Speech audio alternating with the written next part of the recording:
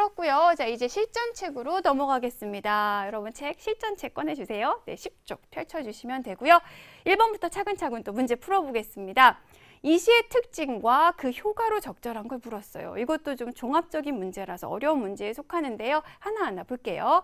풍자적 표현을 활용해서 독자에게 웃음을 유발한다. 여러분 풍자라는 거 3단원에서 배우게 되는데 풍자는 뭔가 이렇게 잘못된 거를요 간접적으로 웃음을 유발하면서 비판하는 걸 말해요. 근데 여기서 뭐 잘못된 걸 꼬집고 비판하는 거 아니죠? 웃기지도 않습니다. 대조적 의미의 시어들을 사용해서 작가의 의도를 효과적으로 전달하고 있습니다. 그래서 함축적 의미를 지닌 시어들이 어떻게 대조를 이루는지 살펴봤죠? 2번이 정답.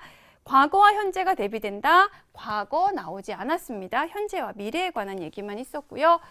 4번 공간의 이동에 따라 시상을 전개한다. 공간의 이동은 없습니다. 현재 처한 상황은 그 콘크리트 벽, 좁은 틈이에요. 그곳에서 자기 미래에 대해 이야기하고 있지요. 네, 5번으로 가면 순수한 어린아이 시의 화자 아니고 귀뚜라미가 시의 화자입니다. 이렇게 뭐가 틀렸는지를 여러분 꼭 이해하셔야 돼요. 정답만 찾으시면 안 되고. 자, 2번으로 가겠습니다. 이 시에 드러난 화자의 태도에 대한 설명 중요하겠죠. 화자란 말이 나왔으니까 학습 목표와 관련된 문제인데 어떤 태도를 취하고 있냐? 현실에 뭐가 문제가 있어 하고 막 잘못을 따지고 있는 거 아니고요. 주변 사람과 갈등하는 거 없었고요. 자신의 미래에 대한 간절한 소망과 기대감을 보여주고 있죠. 누군가의 마음을 울리는 그런 감동을 주는 노래를 부르고 싶다라는 바람을 보여주는 3번이 정답이고요. 과거 돌아보고 있지 않았고 어떤 역사적 상황에 대한 언급도 없었습니다. 그래서 정답은 3번이 되겠습니다. 자, 이제 3번으로 갈게요. 이 시에서 운율을 형성하는 요소를 보기에서 모두 골라 바르게 묶은 거. 자, 운율과 관련된 문제가 되겠습니다. 운율. 자, 여러분 운율은 무엇에 형성이 되나요? 이것도 3단원에서 좀 더 자세히 배울 텐데 맞아요. 뭔가가 반복되면 운율, 리듬감이 형성이 됩니다. 이렇게 노래를 부르는 것 같은. 자, 그럼 무엇이 반복되는지를 볼게요. 동일한 시어 반복한다. 동일한 시어. 매미도 반복이 됐고요. 소리도 반복이 됐고요. 그렇죠? 이런 반복되는 시어들이 있습니다. 맞아요. 그럼 이거는 운율 형성 요소가 되겠고 비슷한 문장 구조 반복했죠. 주제행, 2년의 마지막 행과 3년의 마지막 행, 뭐뭐 할 수 있을까? 비슷한 문장 구조의 반복 맞아요. 네, 처음과 끝에 비슷한 구조를 배치하는 거 수미상관이라는데 이런 거 수미상관 쓰이지 않았고요. 각행을 4개로 끊어 읽는 사음보도 쓰이지 않았습니다. 여러분 사음보는 되게 길이가 이렇게 비슷해요. 각행이. 그래서 각행이 이렇게 4토막씩 하나 둘 셋 넷 하나 둘 셋 넷 이렇게 끊어진다는 얘기인데 이 시는 읽었을 때 이렇게 4토막씩 딱딱딱 끊어지는 그런 반복은 나타나지 않습니다. 그래서 정답은 기역과 니은이니까 1번이 되겠습니다. 됐죠? 4번으로 갈게요. 다음은 이 시의 내용을 풀이하여 친구들에게 소개하는 발표문이다. A부터 E 중 적절하지 않은 거.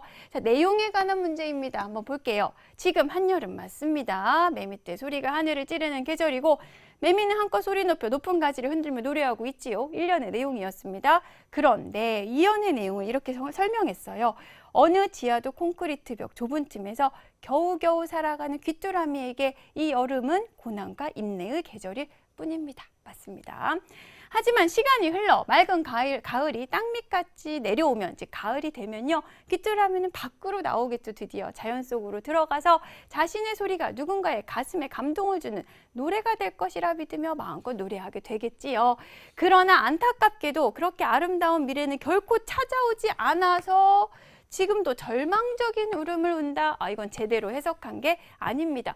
여름이 가면 반드시 가을은 옵니다. 그렇죠? 그리고 그 시기에 자기 노래 부를 거라고 이야기하고 있어요. 그래서 2가 틀린 내용이 되겠습니다. 정답은 5번 이렇게 찾아주시면 되겠지요. 자, 6번 가겠습니다. 가에 쓰인 것과 동일한 표현 방법이 사용된 걸 물었는데요. 요 가는 선생님이 앞에서 이제 설명했던 표현 기법이죠. 맑은 가을이 어린 풀숲 위에 내려 뒤척인데요. 그래서 가을, 무생물이 마치 살아있는 생명체처럼 표현이 되고 있으니까 화류법입니다. 화류법 찾아볼게요. 1번 목이 긴 메아리. 메아리가 목이 길대요. 자, 여러분 이렇게 멀리서 이렇게 메아리 울리는 소리가 들리는 듯한 느낌일 텐데 메아리에 목이 있을 리가 없죠. 예, 무생물을 생명체, 목이 달린 생명체처럼 표현했으니까 이게 바로 화류법입니다. 정답 1번 이렇게 찾으시면 되고요. 나머지는 어떤 비유법이 쓰였나 볼게요. 별들, 밥티처럼 따스하다. 처럼을 통해서 별을 밥티에 빗대어 표현했습니다. 직유법. 나는 나룻배, 당신은 행인. 나를 나룻배, 당신을 행인에 빗대어 표현했죠. 네, 무엇은 무엇이라는 구조, 네, 은유법입니다. 참고로 우리 친구들이 이제 이 부분을 얘기하면서 많이 말해요. 선생님, 나를 나룻배라 했으니까 나는 생명체고 나룻배는 무생물이니까 이것도 화류법 아니에요? 아니에요. 자, 나를 나룻배에 빗대어 표현한 건 사람을 사물에 빗대어 표현한 거죠. 이건 화류법이 아니고 화류법은 거꾸로예요. 무생물을 생물처럼 표현한 겁니다. 그래서 아닙니다. 네, 구름에 달 가득 가는 나그네. 나그네가 가는 모습을 구름에 달이 가는 모습에 빗대어 표현했죠. 뭐뭐 하는 듯. 직유법이고요. 눈물 같은 골짜기에 달밤이 실어. 골짜기를 눈물에 빗대어 표현했는데 같은이 들어갔네요. 네, 직유법입니다. 그래서 정답은 1번이 되겠습니다. 고난도 응용 문제 이제 남았습니다. 1번부터 볼게요. A와 B에 쓰인 주된 심상이 사용된 식구로 적절한 것은 시에 관한 문제에서 이제 조금 세부 문제를 출제할 때 심상에 관한 문제들 자주 출제가 되거든요. 그래서 고난도 응용으로 이제 실렸으니까 한번 볼게요. 자, 어떤 심상이 쓰였냐? A는 타전 소리가 누구의 마음 하나 울릴 수 있을까라고 했고, B에서는 지금 발길에 눌렸는데 울음소리 누군가의 가슴에 실려가는 노래일 수 있을까? 타전 소리, 울음소리, 노래소리 전부 다 네, 청각적 심상이죠. 그래서 청각적 심상이 사용된 식구를 고르라는 문제예요. 한번 볼게요. 아버지가 눈을 헤치고 따오신 그 붉은 산수 열매, 하얀 눈, 붉은 열매, 시각적 심상, 눈으로 감각할 수 있는 거고, 네, 진달래 향기, 보리, 내음새, 후각이네요.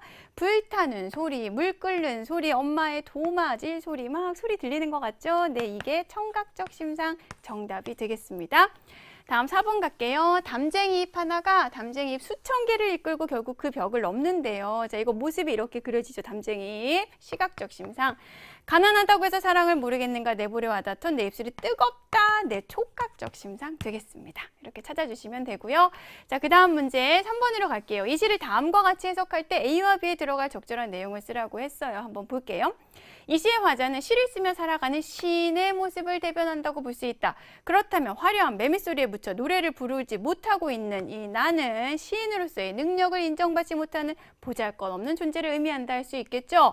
이렇게 볼 때 내 울음 아직은 노래 아니다라는 구절에서 울음은 왜 인정을 못 받는다고 생각해요? 누구의 마음을 못 울리니까. 즉 다시 말해 사람들에게 감동을 주지 못하는 시고 노래는 사람들에게 감동을 주는 시를 의미한다 할 수 있겠죠.